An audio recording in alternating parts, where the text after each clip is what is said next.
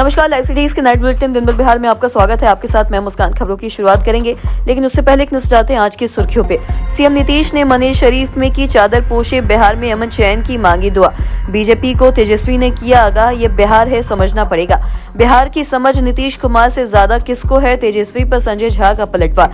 केजरीवाल पर बरसी कांग्रेस, हवा में उड़ने लगे सीमा भूल गए।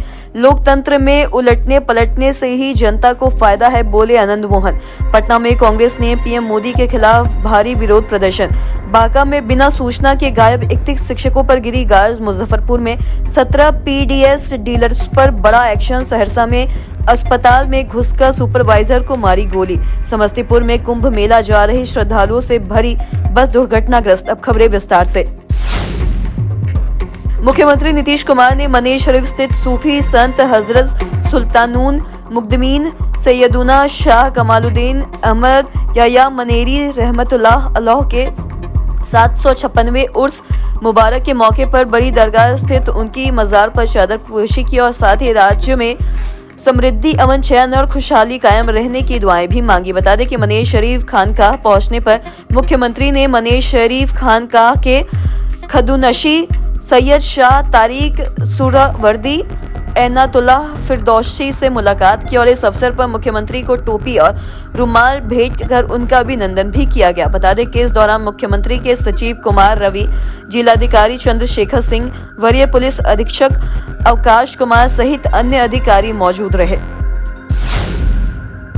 दिल्ली विधानसभा चुनाव में जीत के बाद करीब 2.5 दशक बाद बीजेपी सरकार बनाने जा रही है। बता दें कि नेता प्रतिपक्ष तेजस्वी यादव ने कहा कि दिल्ली चुनाव नतीजे का बिहार चुनाव पर कोई असर नहीं पड़ेगा। ये लोकतंत्र की खूबसूरती है, जनता जिसे साथ देता है उसका सरकार बनती है। 26 साल बाद भारतीय जनता पार्टी की दिल्ली में सरकार बन रही है और इसके लिए मैं उन्हें बधाई देना चाहता हूं। साथ ही उन्होंने कहा कि जिस तरह के वादे दिल्ली की जनता से भारतीय जनता पार्टी ने किए हैं उनको पूरा करे। उन वादों को वो जुमलेबाजी में नहीं बदले, क्योंकि बीजेपी जुमलेबाजियों की पार्टी है। उन्हें आप कह दीजिए कि बिहार को समझना आसान नहीं है और बिहार के जो लोग होते हैं वह बहुत सोच समझकर वोट देते हैं और वो किसी के झांसे में नहीं आते हैं। तो वहीं नीतीश कुमार पर निशाना साधते हुए उनकी प्रगति यात्रा को दुर्गति यात्रा करार दिया और साथ ही उन्हें राज्य के खजाने से करोड़ों रुपए बर्बाद करने का भी आरोप लगाया।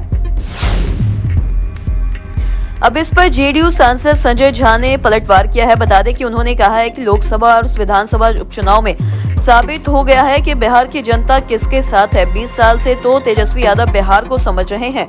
लोकसभा चुनाव 2024 और बिहार विधानसभा उपचुनाव में भी आरजेडी को समझ में नहीं आया कि कैसे परिणाम एनडीए के पक्ष में आया। और साथ ही उन्होंने ये भी कहा कि उपचुनाव में तो हम लोगों ने कई ऐसी सीटें भी जीती हैं जो पिछले 30 साल से आरजेडी की थी।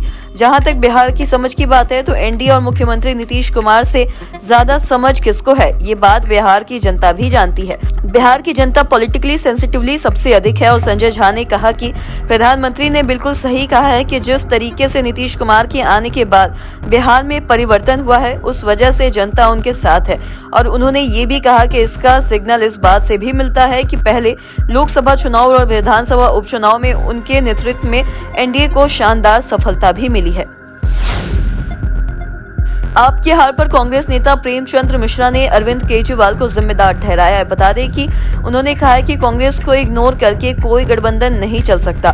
दिल्ली चुनाव के नतीजे से भारतीय जनता पार्टी में जश्न की बहार है, तो वहीं विपक्षी इंडिया गठबंधन में मातम छाया हुआ है। आम आदमी पार्टी सत्ता से बेदखल हो गई है, तो वहीं कांग्रेस को एक भी सीट नहीं मिली। तो वहीं बता दें कि पप्पू यादव का दावा है कि कांग्रेस 3 सीटों पर जीत दर्ज करेगी और मोदी मैजिक के तूफान में तिनके की तरह उड़ जाएगा।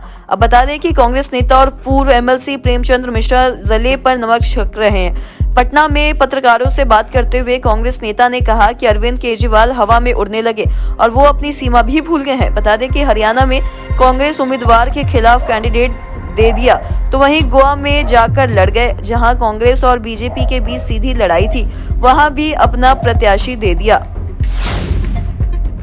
पूर्व बाहुबली सांसद आनंद मोहन ने नालंदा चंडी में दिल्ली चुनाव के नतीजे पर प्रतिक्रिया दी है। बता दें कि उन्होंने कहा है कि रोटी को पलटते रहेंगे तो रोटी पकेगी और लोग खाएंगे। अगर एक तरफ ज्यादा देर रहा तो जल जाती है। लोकतंत्र उलटने पलटने से ही ये जनता को फायदा है और ये लोकतंत्र में सत्ता का आना और जाना ये एक आम बात है। और साथ ही उन्होंने ये भी कहा कि लोकतंत्र में सत्ता परिवर्तन जरूरी है और यह स्वस्थ लोकतंत्र के लिए आवश्यक है। आनंद मोहन ने लोकतंत्र में सत्ता परिवर्तन को जरूरी बताते हुए ये भी कहा कि डॉक्टर राम मनोहर लोहिया का मानना था कि रोटी को यदि उलटते पलटते रहेंगे तभी वह ठीक से पकेगी और लोग उसे खा सकेंगे, लेकिन यदि रोटी को तवे पर एक ही तरफ से ज्यादा देर तक रखा जाए तो वह जलती जाती है। आम आदमी पार्टी की हार पर आनंद मोहन ने यह भी कहा कि जो जैसा काम करेगा उसे वैसा ही परिणाम मिलेगा। उन्होंने ये भी कहा कि दिल्ली विधानसभा चुनाव की परिस्थितियां सभी के सामने स्पष्ट है। लगातार सत्ता में बने रहने की नुकसान उठाना पड़ता है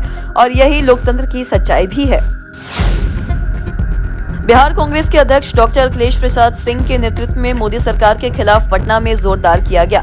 बता दें कि अप्रवासी भारतीयों के साथ अमेरिका सरकार के अमान्य व्यवहार और उन्हें जबरन बेड़ियों में जकड़कर मालवाहक विमानों से भारत लाने की प्रक्रिया कांग्रेस ने केंद्र सरकार को घेरा और अखिलेश प्रसाद सिंह के नेतृत्व में इनकम टैक्स चौराहे पर कांग्रेस ने केंद्र की मोदी सरकार के खिलाफ व्यापक विरोध प्रदर्शन और प्रधानमंत्री नरेंद्र मोदी और अमेरिका राष्ट्रपति डोनाल्ड ट्रंप का पुतला दहन किया। देश के अंदर खुद को विश्व गुरु कहने वाली केंद्र की भाजपा नेतृत्व वाली एनडीए सरकार ने भारतीयों का सम्मान अपने अमेरिकी मित्र डोनाल्ड ट्रंप के आगे गिरवी रख दिया, तो वहीं यह सरकार विदेशों में इवेंट मैनेज करके देश के अंदर खुद को मजबूत साबित करती है और वैश्विक मामलों में फीसदी साबित हो रही है। तो वहीं बता दें कि कांग्रेस पार्टी ने देश भर में इस मामले पर विरोध प्रदर्शन किया है। बांका में बिना सूचना के लंबे समय से गायब 31 शिक्षकों पर सेवा समाप्ति की तलवार लटक गई है। बता दें कि शिक्षा विभाग ने इन शिक्षकों की सूची जारी कर दी है और संभावित विद्यालयों को हेडमास्टर्स को सभी को सख्त चेतावनी दी गई है कि बीईओ को निर्देश दिया गया है कि इन शिक्षकों के योगदान पर रोक लगाई जाए और बिना विभागीय अनुमति के इन्हें विद्यालय में शामिल नहीं किया जाएगा। शिक्षकों की इस सूची में कई फर्जी शिक्षक भी शामिल है, तो वहीं फर्जीवाड़ा उजागर होने के बाद ये शिक्षक फरार हो गए थे। तो वहीं करीब दर्जन भर शिक्षक ऐसे ही हैं जिन्होंने पिछले साल सक्षमता परीक्षा के लिए एक ही ईटी प्रमाण पत्र का इस्तेमाल कर नौकरी हासिल की थी और सबसे ज्यादा फर्जी शिक्षकों की संख्या बांका प्रखंड में है। मुकेश कुमार सहनी, अविनाश कुमार, नीलम कुमारी और नीतीश कुमार जैसे शिक्षक पिछले 1 साल से बिना सूचना के लापता है। इनका वेतन पहले ही रोक दिया गया है। जिला कार्यक्रम पदाधिकारी ने बताया कि इन शिक्षकों की सेवा समाप्ति की प्रक्रिया जारी है।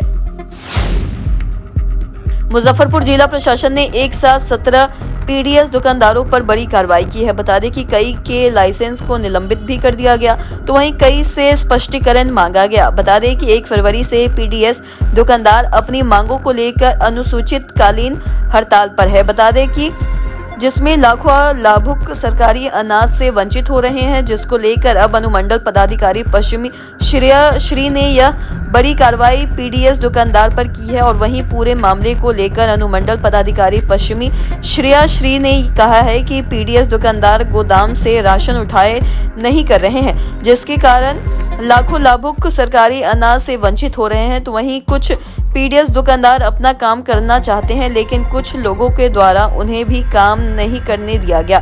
बता दें कि जिसको देखते हुए पश्चिमी अनुमंडल के 17 पीडीएस दुकानदार पर कार्रवाई की गई है, जिसमें से कई दुकानदार के लाइसेंस को निलंबित कर दिया गया है, तो कई पीडीएस दुकानदारों से स्पष्टीकरण भी मांगा गया है।